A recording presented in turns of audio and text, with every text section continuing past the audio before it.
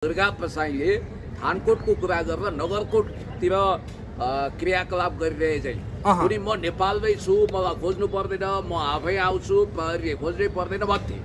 तर उनी त आसाम गएछ। अब दायाँमा नजानुस्, उहाँलाई अदालतबाट क्लिन चिट दिएर दुर्गा प्रसाई अदालतबाट थुनामुक्त हुनुपर्छ, अरू कुनै उपाय छैन। जसले हिंसा मचाउँछ, आतंक गर्छ, त्यसको अन्तिम ठेगाना सेन्ट्रल जेल हुन्छ भन्ने कुरोमा ढोक्काउनुहोस्। खबरदार, माओवादीलाई गर्दै नगरेको कामको बोझ नबोकाउनुहोस्, एमालेलाई नबोकाउनुहोस्। के त्यहाँ जडीबुटीमा आगो कांग्रेसलाई पनि नबोकाउनु हैन, कांग्रेसको नाम दिनु भएन नि त तपाईले। त्यसको जिम्मेवारी भनेको राजाभन्दा चर्का राजावादी जसले राजालाई बदनाम गरेका छन्। तीन कुनेमा जब घर चल्यो, जब मान्छे जले, जब जडीबुटीमा आगो जोसियो, जब दर्जनौं गाडी तोडफोड भयो, जब मान्छे घाइते भयो, त्यतिखेर दुर्गा प्रसाईलाई खरोच पनि आएन। याद गर्नु होला, उनी मैदान छोडेर भागेका छन्। के उनलाई पुष्पवृष्टि गराउँदै दुर्गा प्रसाई जिन्दाबाद, जब तक सूरज चाँद रहेगा तब तक दुर्गा प्रसाई जिन्दा रहेगा भनेर ढोल पिट्दै ल्याउनु पर्ने, नगरा पिट्नु पर्ने, त्यो हुँदैन। दुर्गा प्रसाईजीको कुरा छ, म गुन्डाहरूको पनि गुन्डा हुँ, डनहरूको पनि डन हुँ, डन आ डन, जा फलाना भन्, सही भा ड्याङ ड्याङ ड्याङ ड्याङ हिँड्ने। उहाँलाई अहिले वास्तवमा आफ्नो कर्मको फल भोगाउनको लागि भगवानले पनि प्रबन्ध गरिदिए। बेचारा अरू त अरू उनको त्यो बडीगार्ड भनेर वरिपरि हिँड्ने चाहिँ ती मान्छे पहिला फौजी रहेछन्, सैनिक सेवामा रहेछन्, दीपक खड्काकी के भन्ने, अब ती पनि परे। हेर्नुहोस्, भारतीय प्रहरी, असमको प्रहरीले हिजो पक्रियो, हिरासतमा राख्यो, आज बिहान उसले सीमासम्म ल्याइदियो, मेची पुलसम्म, त्यहाँबाट चन्द्रगढी हुँदै उनलाई ल्याइयो। अब उनको स्वर त त्यही हो, अलिकति डाउन त भएको छ, अनुहार फुङ्ग उडेको छ, कागती निचोरिए जस्तो अनुहार छ। मेरो लडाई तस्करहरूसँग छ भन्ने गीत गाइरहन्छन् उनले। उत्तर प्रदेश पुगेछन्, हजुर, चोर बाटोबाट भागेर। उत्तर प्रदेश यानि कि यूपी पुगे, त्यहाँ नेपाल प्रहरीका सुयोग्य।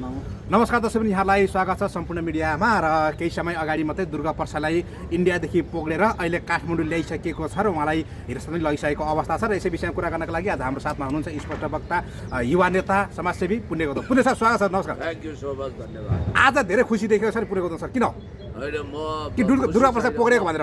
होइन, म खुसी पनि छैन, दुखी पनि छैन। यो राज्यको काम हो, राज्यले समापन गर्ने, सम्पन्न गर्ने काममा पुण्य गौतमको कुनै पनि हात हुँदैन। जहाँसम्म मलाई लाग्छ दुर्गा प्रसाईले थानकोटको कुरा गरेर नगरकोटतिर क्रियाकलाप गरिरहेछन्। उनी म नेपालमै छु, मलाई खोज्नु पर्दैन, म आफै आउँछु, प्रहरीले खोज्नै पर्दैन भन्थे। तर उनी त आसाम गएछ। आसाम पुगिसक्नु भएको छ होइन?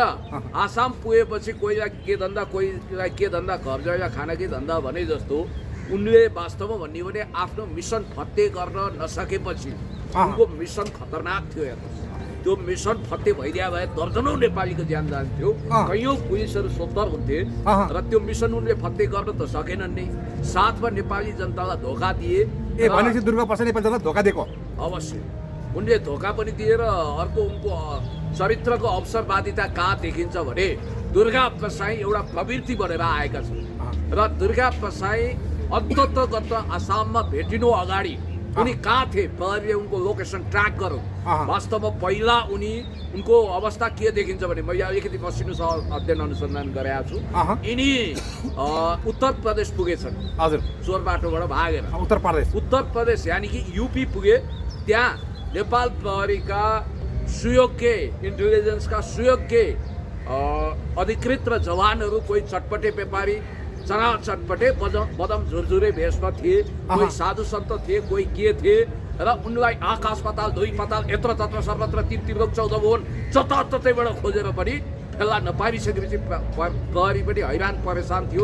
तपाईँलाई एउटा इन्ट्रेस्टिङ कुरा गर्छु, ल भनिदिनुहोस् के? दुर्गा प्रसाईले सबभन्दा बढी विश्वास गरेको मिडियाकर्मी नै उहाँको सुराग भयो भन्ने मैले एकदमै भनेपछि मिडियाकर्मी पढेको इन्फर्मेसन प्राप्त गरेको छु। सुन्नुहोस्, किनभने उहाँहरूको मोबाइल लिएर लोकेसन ट्र्याक गर्ने काम भयो। त्यहाँ त कल डिटेल हुन्छ एउटा कुरो। दोस्रो कुरो, कोही मान्छे डबल एजेन्ट हुन सक्छ, यता पनि इन्फर्मेसन दिने, उताबाट पनि लिने, होइन? त्यस्तो हुनसक्छ। त्यस कारणले गर्दाखेरि जे होस्, आज दुर्गा प्रसाई अन्ततगत प्रहरी आफैले पक्राउ गर्ने अवस्था आयो। किनभने उत्तर प्रदेशबाट भाग्दै भाग्दै उनी आसाम पुगिसक्नु। अब उनले कहिलेकाहीँ के गर्थे भने टिकटकमा यो हुन्छ क्या, जस्तो पछाडि ब्याकग्राउन्ड चेन्ज गर्न मिल्छ, उनी एकदमै ब्याकग्राउन्ड चेन्ज गरेर भिडियोमा आइरहेको थिए। र उनले वास्तवमा भन्ने भने नेपाली जनतालाई ढाँटिरहेका थिए। उनी कहाँ छन् भन्ने कुरो मान्छेले अनुमान गरेका थिए। उनी यो नेपालको सरहदभित्र छैनन् भन्ने कुरो स्पष्ट हुन्थ्यो। अनि उनले चाहिँ यदि मानवाधिकारवादी वकिलहरूले साथ दिन्छन् भने म आत्मसमर्पण गर्छु भने त्यो भन्नुको कारण के रहेछ भने उनलाई चरम त्रास थियो कि उनीमाथि भौतिक आक्रमण हुन सक्छ कुनै तत्त्वले, किनभने उनले त धेरैलाई बिचकाएका छन्। उनीमाथि सेक्युरिटी थ्रेट भइसकेपछि उनले आत्मसमर्पणको मुड बनाए। जिउज्यान जोगाउनु छ, म भाग्दिनँ, कहाँ भाग्छु र? भागेको छैन भने मान्छे गुटुटु भ्याकुर लखटेको त होइन, तर लापत्ता भए उनी। अनि म नेपालमै छु भने मान्छे भारत गएर आत्मसमर्पण गर्छन् विदेशी भूमिमा भनेपछि उनले राष्ट्रियताको खोक्रो नारा लगाउन मिल्छ। अनि अर्को कुरो, नागरिक बचाउँछु भन्नेले नागरिक मार्ने मिसन चलाए जस्तो पनि देखियो। र तपाईँलाई यति कुरो भनौँ कि दुर्गा प्रसाईको शिरमाथि अहिले झन्डै 1 दर्जन मुद्दाहरू छ। 1 दर्जन भने कस्तो कस्तो मुद्दा चाहिँ लाग्ने जस्तो मलाई चाहिँ भन्दिनुहोस्। अब अहिले प्रारम्भिक अनुसन्धान अनुसार मैले बुझेसम्म एउटा मुद्दा, सङ्गीन मुद्दा छ ज्यान मार्ने उद्योग, अर्को सङ्गठित अपराध, अर्को राज्य विरुद्धको अपराध, अर्को साइबर क्राइम। साइबर क्राइमको त 4वटा मुद्दा छ। अलरेडी 2टा, ज्वाला सङ्ग्रह बहिनी र सामान्य प्रधानमन्त्रीज्यू विरुद्ध बकवास गरेको कुराको छँदैछ। त्यसमा पनि ब्लू डायमन्ड सोसाइटीले 2टा मुद्दा थपेको छ। यो तेस्रो लिङ्गीहरूलाई अपमान भयो भनेर भन्ने बित्तिकै उनी साइबर क्राइमका पटकै भए। याद गर्नु होला है, साइबर क्राइमका उनी पटकै भए। त्यसपछि उनलाई अर्को मुद्दा भनेको सरकारी कागज कृत्य गरेको विषयमा पनि छ, सम्पत्ति शुद्धिकरण पनि छ। अर्को चाहिँ तपाईँको विदेशमा बसेर यो लरेन्स बिस्नोय समूह भन्ने भारतको गुन्डा नायके गुन्डा समूहको नाममा नेपालका व्यापारीहरूसँग एक्सटोर्सन मनी माग्ने त्यो सम्बन्धी मुद्दा पनि छ भन्ने बित्तिकै अहिलेको अवस्थामा मैले वकिलहरूसँग कुरा गरे अनुसार यदि यो सबै मुद्दा एकमुष्ट रूपमा जाने र उनलाई सजाय तोकिने हो भने उनले 20 वर्ष सजाय पाउनुपर्ने अवस्था देखिन्छ। यो सबै त्यही भएर उनले मलाई गुन्जालो बनाउने भए, यो गरे उ गरे भनेर भने। तर कृपया दुर्गा प्रसाईजी, तपाईँले गुन्जालो जस्तो प्रगतिशील आन्दोलनको मसिया छ, आफूलाई तुलना नगरिदिनु होला। यहाँ कोहीले मदन भण्डारीसँग तुलना गर्ने, कोहीले गुन्जालोसँग तुलना गर्ने, यो खालको काम देखिएको छ। र गुन्जालो भनेको एउटा पवित्र क्रान्तिकारी नेता हुन् र पेरुको गुन्जालो छ, तपाईँको तुलना हुनै सक्दैन। नम्बर 1। नम्बर 2, अब दुर्गा प्रसाईको टेन्ट वा सेल्टरको विषयमा प्रहरी अनभिज्ञ हुनै सक्दैन थियो, किनभने प्रहरीले खोजेको थियो।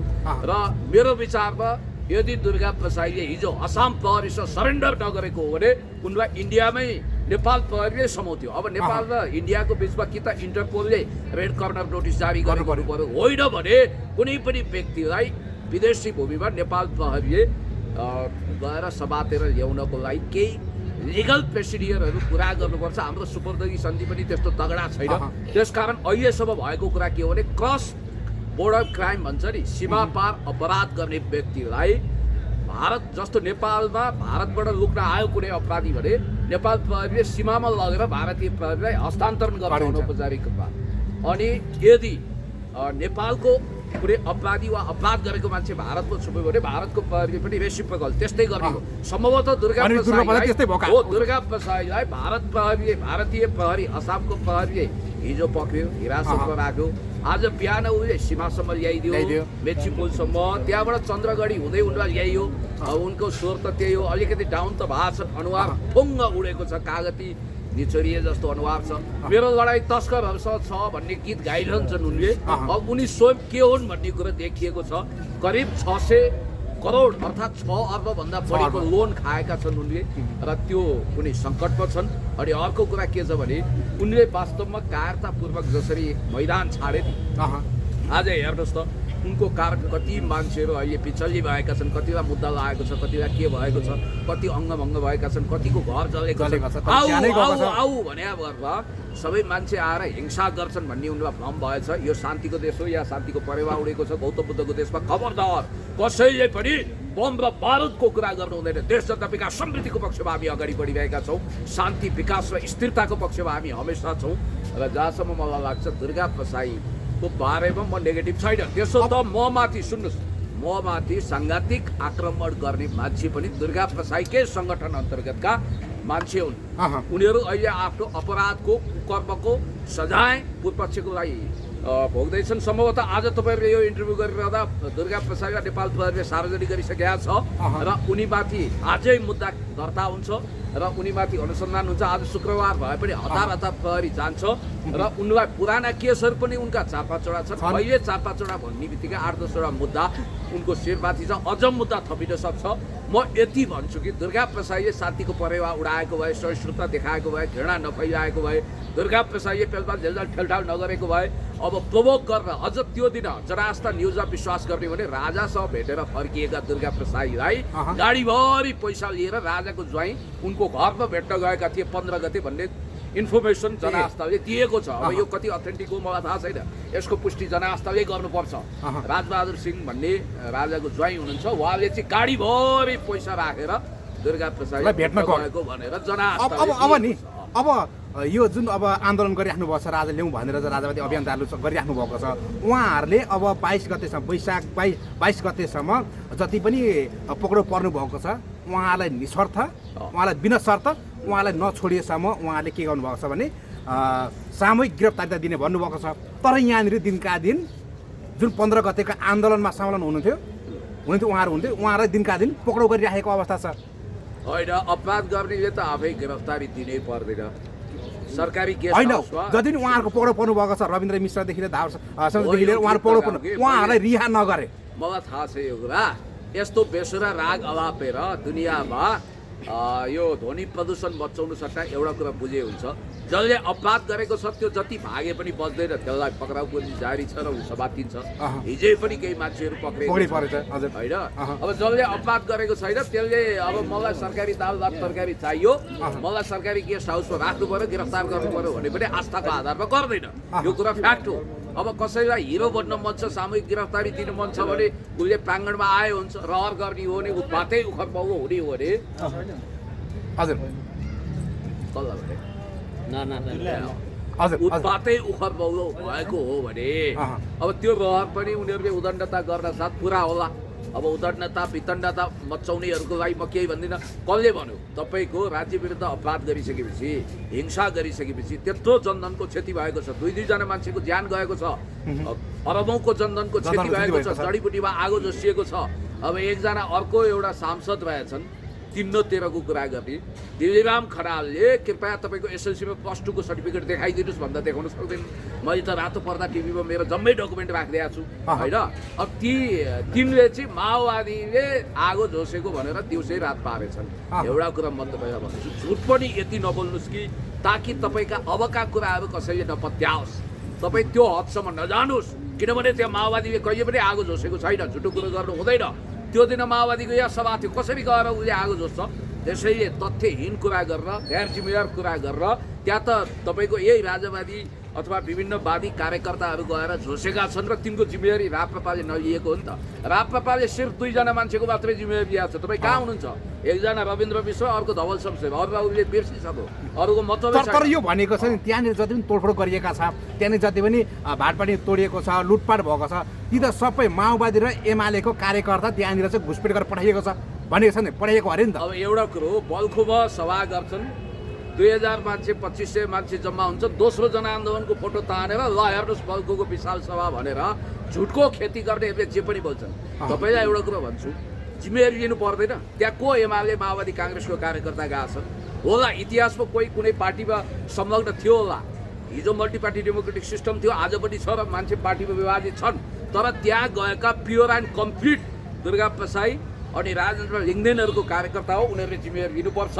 उनीहरूले गैर जिम्मेवार हुनु हुँदैन। बिपी कोइरालाले बम विस्फोट भइसकेपछि राजा महेन्द्र विरुद्ध नेपाली काङ्ग्रेसले बमबाड गर्यो र त्यतिखेर बिपी कोइरालालाई त्यो मुद्दा चल्दा बिपी कोइरालाले न्यायिक कठघरामा उभिएर के नैतिक जवाफ दिनुभएको थियो भने बिपी कोइरालालाई मुद्दा लगाइएको थियो। उहाँले भन्नुभयो त्यो काण्डमा म भौतिक रूपमा उपस्थित छैन, तर त्यो नेपाली काङ्ग्रेसले घटाएको त्यसको नैतिक जिम्मेवारी म लिन्छु भनेर उहाँले भन्नुभएको थियो। भनेपछि यद्यपि गलत हो भनेर पनि उहाँले भन्नुभएको थियो। भन्ने बित्तिकै त्यति नैतिक हिम्मत त यो राप्रपावाला पञ्चे मण्डलीको वार्षिक क्लबले के नै लिन्छ र? वार्षिक क्लब यत्रो पार्टी त्यसो भनिदिनु भयो तपाईँले? बाबा तपाईँलाई एउटा कुरो म भन्छु, यति पुरानो पार्टी तपाईँले वार्षिक क्लब भनिदिनु भयो? हिजोसम्म प्रेसर कुकर बेच्नेहरू आज करोडौँको गाडी कसरी चढ्छन्, हिजोसम्म फ्याङ्लो झोला बोकेर हिँड्नेहरूको आज महल कसरी ठडिन्छ? एउटा कुरा घर त मेरो पनि छ, तर मैले पैतृक सम्पत्ति बेचेर पछि टिकटकले पनि मलाई योगदान गरेर उपहार आयो, त्यसकारण मैले एउटा सामान्य थातपासको व्यवस्था गरेको छु। अब काठमाडौँदेखि आफ्नो जिल्लासम्म विशाल बल ठडाउने यस्ता हिजोका चप्पलेहरू आज महलै कसरी भए, यिनीहरूको पनि छानबिन हुनुपर्छ, सम्पत्ति शुद्धिकरण पनि हुनुपर्छ। सम्भवतः दुर्गा प्रसाईले ब्याङ्कको अहिले करिब साउ ब्याज गरेर 800 करोड अर्थात् 8 अर्बभन्दा बढी उनको लोन छ। अब उनको सम्पत्तिको पनि शुद्धिकरण होला नि त, उनको इतिहास पनि त्यस्तै छ। घरि उनी राजावादी भए, अहिले हिजो राजालाई गाली गरेरै बसेका थिए, राजाको पनि विदेशी ब्याङ्कमा पैसा छ भन्थे उनले। अनि त्यसपछि यो राजतन्त्र राणातन्त्र कामै छैन भनेर प्रकाश सुवेदीलाई इन्टरभ्यू दिएकै हो। ज्ञानेन्द्र साई खुदैले राजा ज्ञानेन्द्र र पारसमाथि अन्तर्राष्ट्रिय अदालतमा मुद्दा छ भनेर बकवास गरेकै हो। सूत्र टिभीमा भिडियो आएकै छ। आज तिनी फेरि राजा चाहिन्छ भनेर अब हिँडिराखेका छन्। रविन्द्र मिश्रले यसको औचित्यै छैन, हजुरबाको पालामा घिउ खाएर हात मेरो सुँगेर हुन्छ, अब लोकतान्त्रिक गणतन्त्रभन्दा दायाँ बायाँ जहाँ गइँदैन भने होइन। यो रामपालले संविधान स्वीकार र गणतन्त्र स्वीकार र व्यवस्था स्वीकार र गभर्मेन्टमा भत्ता खायो, तलब खायो, सङ्घीयतामा इन्जोय गर, अहिले ठुला कुरा गरेर हुन्छ। यो पञ्चे मण्डलीहरूको बासी कुख्यात क्लबले केही पनि दिन सक्दैन। जहाँसम्म मलाई लाग्छ दुर्गा प्रसाई वास्तवमै भन्ने हो भने त्यो आन्दोलनमा डिरेल गर्न, त्यसलाई ध्वस्त गर्न लागेका थिए, कतै प्रयोग भएका थिए कि भन्ने पनि छ। म त त्यसलाई आन्दोलन पनि भन्दिनँ, त्यो एउटा भित्तन्डा तमासा होइन, उहाँले पनि आन्दोलन होइन, यो चाहिँ आन्दोलन घोषणा सभा मात्रै भन्नुभयो। घोषणा सभा भन्नुभएको छ उहाँले। राजाभन्दा चर्का राजावादी जसले राजालाई अहिले सङ्कटमा पारेका छन्। व्यक्तिगत रूपमा म राजालाई सम्मानै गर्छु, राइट, तर राजाभन्दा चर्का राजावादीले यति कुरा बुझुन्, नोट इट, हाम्रो संविधानमा एउटा प्रोभिजन छ, यदि तपाईँलाई राजा चाहिन्छ भने पार्लियामेन्टमा 2/3 ल्याउनुहोस्, लाइक माइन्डेड पार्टीहरू मिल्नुहोस्, संविधान संशोधन गर्नुहोस्। तपाईँलाई यदि राजा चाहिन्छ भने राजै ल्याउनुहोस्, यो व्यवस्था हटाइदिनुहोस्, यदि 2/3 ल्याएर गर्न सक्नुहुन्छ भने। यदि तपाईँलाई सङ्घीयता मन पर्दैन भने त्यो पनि फ्याँकिदिनुहोस्। यदि तपाईँलाई धर्मनिरपेक्षता हेडाक भएको छ, गलगाड लाग्छ भने त्यो पनि अपरेसन गरिदिनुहोस्, त्यो सुविधा छ। तर त्यसको लागि तपाईँले कन्स्टिट्युसनल प्रोभिजनमा गुज्रिनुपर्छ। संविधानले तपाईँलाई अधिकार दिएको छ। अब हुन त धारा 274 को ट्युसन पढाएका अरे हाम्रा मिडियाकर्मी भाइ बहिनीहरूलाई यो हाम्रो सांसद ज्ञानेन्द्र साईले, उहाँ आफैलाई 274 मा के छ थाहा रहेछ। 274 मा नेसनल सोभरेनिटी, टेरिटोरियल इन्टिग्रिटी, इन्डिपेन्डेन्सीको विषयमा इन्टरप्रिटेसन छ, व्याख्या छ, कानुनी व्याख्या छ। उहाँले चाहिँ अब सांसदहरूको तलब भत्ताको विषयमा त्यहाँ छ, पढ भनेर भनिदिनु भयो। अब यस्ता हचुवा हावादारी कुरा गरेर हुन्छ।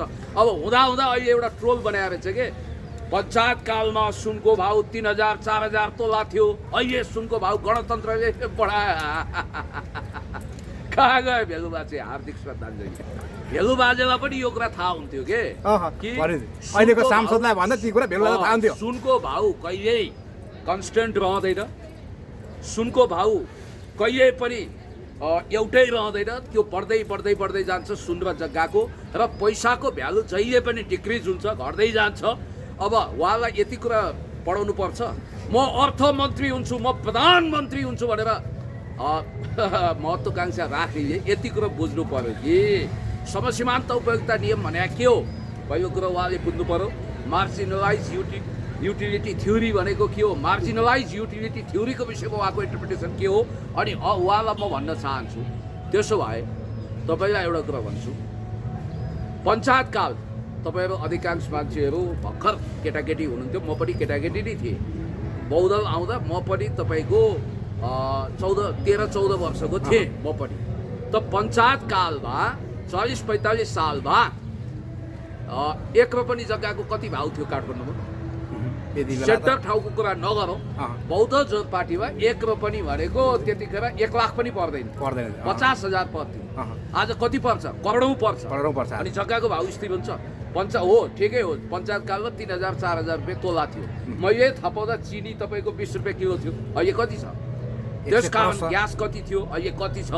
तपाईँले एउटा कुरा के थाहा पाउनुपर्छ भने मुद्रास्फीति भएको छ, मुद्राको भ्यालु घटेको छ। पहिला 1000 को नोट लिएर जाँदा 2-4 बोरा रासन आउँथ्यो, अहिले 1000 को लाँदा 1 किलो 2 किलो आउने हो।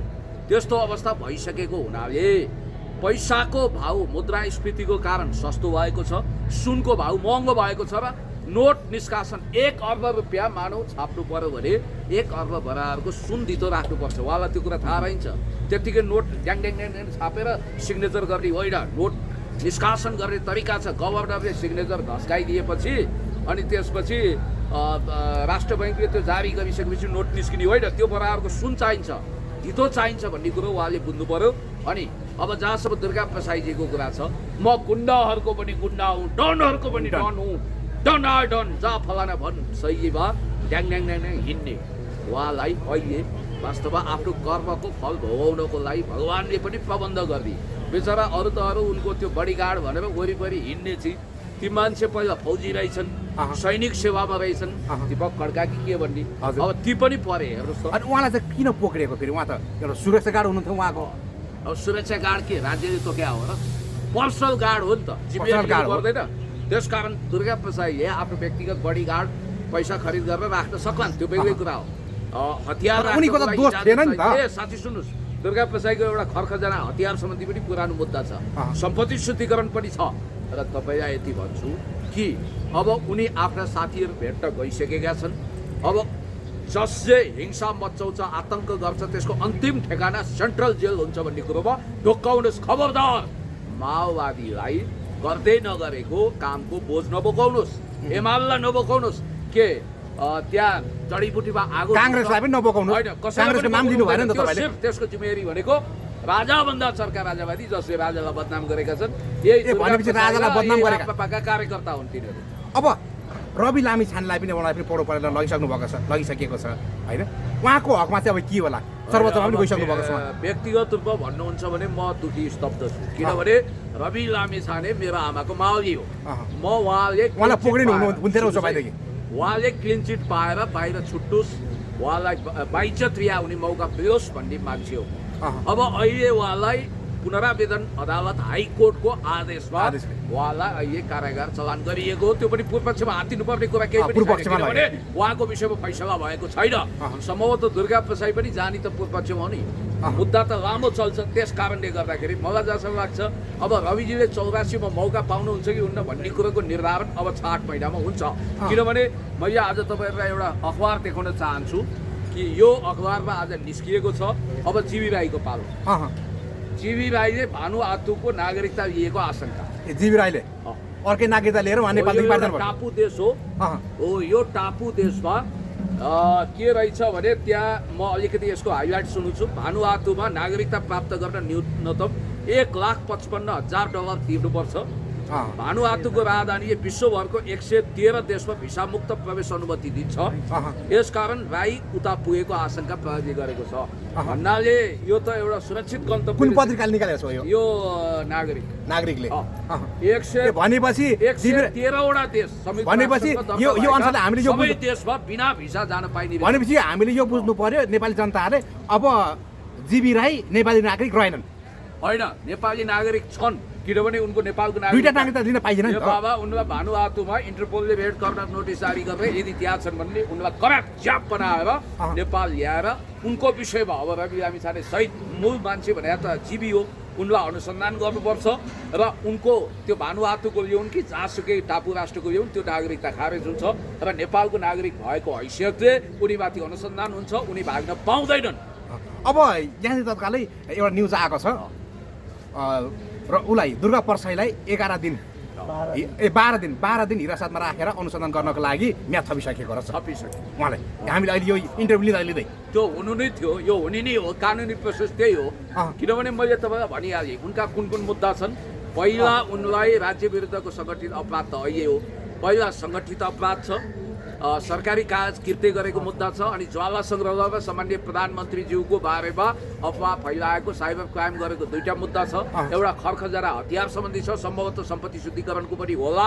र तपाईँहरूलाई एउटा काइन्ड इन्फर्मेसन दिन्छु, नेपाली काङ्ग्रेसको तर्फबाट उदण्ड गतिविधि गर्ने र दुर्गा प्रसाईको संरक्षण गर्ने एकजना सांसद पनि छिटोभन्दा छिटो नक्कली सर्टिफिकेट काण्डमा पक्राउ पर्दैछन्। अर्का नामै भनिदिनुस्, को नाम भन्नु होइन अहिले नाम भन्नु हुँदैन। अर्को एकजना मान्छे बडो उदण्ड कुरा गर्ने, छाडा कुरा गर्ने, राजाभन्दा चर्का राजावादीलाई पनि निर्वाचन आयोगलाई झुटो शैक्षिक विवरण पेश गरेर राज्यमा कृत्य गरेको र अकुत सम्पत्ति कमाएको अभियोगमा चाँडै गिरफ्तार हुँदैछ। यो कुरा तपाईँलाई भन्दिनँ। अब दुर्गा प्रसाईलाई दुईचोटि गिरफ्तार परिसक्नु भयो यही साल मात्रै होइन, एक साल नबित्दै तीनचोटि पर्नुभयो। दुईचोटि पर्दाखेरि उहाँलाई हतकडी लागिएको थिएन, अहिले हतकडी लाएर ल्याइएको छ। उहाँलाई यहाँ म्याथ थप्न लाँदाखेरि हतकडी लाएर पुरै ड्रेस लगाएर ल्याइएको छ। अनि के उहाँलाई ब्यान्ड बजाएर होइन, योभन्दा पहिले दुईचोटि पर्नुभएको त्यति बेला लगाइएन। उहाँलाई ब्यान्ड बजाएर आयो महान मानव आयो नेपालमा चमत्कार गर्यो भन्दै ल्याउनु पर्ने। योभन्दा पहिला उहाँलाई दुईचोटि पढ्नु पर्दा उहाँलाई हतकडी लगाइएको थिएन, यसपालि चाहिँ किन लगाइयो भन्ने सन्दर्भमा त्यहाँ 3 कुनेमा जब घर चल्यो, जब मान्छे चले, जब जडीबुटीमा आगो जोसियो, जब दर्जनौँ गाडी तोडफोड भयो, जब मान्छे घाइते भयो, त्यतिखेर दुर्गा प्रसादलाई खरोच पनि आएन। याद गर्नु होला, उनी मैदान छोडेर भागेका छन्। के उनलाई पुष्पवृष्टि गराउँदै दुर्गा प्रसाई जिन्दाबाद, जब तक सूरज चाँद रहेगा तब तक दुर्गा प्रसाई जिन्दा रहेगा भनेर ढोल पिट्दै ल्याउनु पर्ने, नगरा पिट्नु पर्ने, त्यो हुँदैन।